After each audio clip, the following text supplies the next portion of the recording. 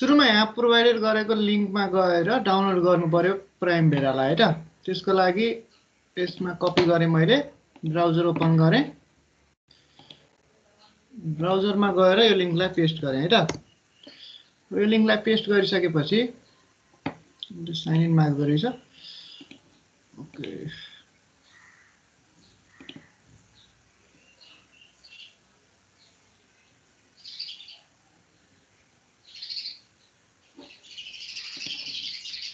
Sign in गरिसकेपछि यसलाई चाहिँ के गर्नु पर्यो, डाउनलोड गर्नु पर्यो हैन। डाउनलोड एनीवेमा क्लिक गर्नु पर्यो।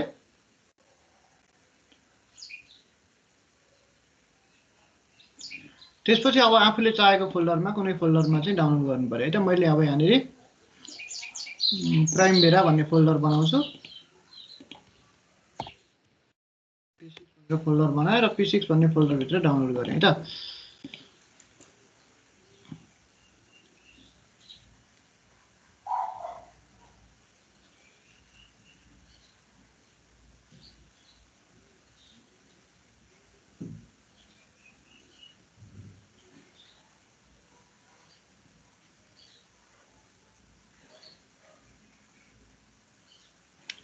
अब यो डाउनलोड गरेर एक्सट्र्याक्ट हुनुभन्दा अगाडि चाहिँ एकचोटि एन्टिभाइरसलाई अफ गरिदिउँ है त।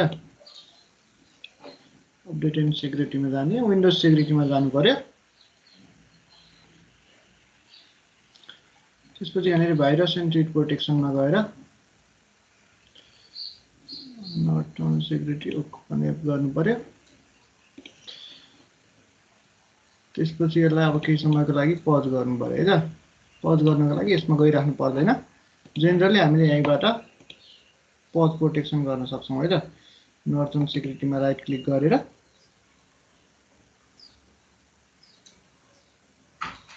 डिजेबल स्मार्ट फेयरवेल गरे, अन्टिल सिस्टम रिस्टार्ट गरे, त्यस्तै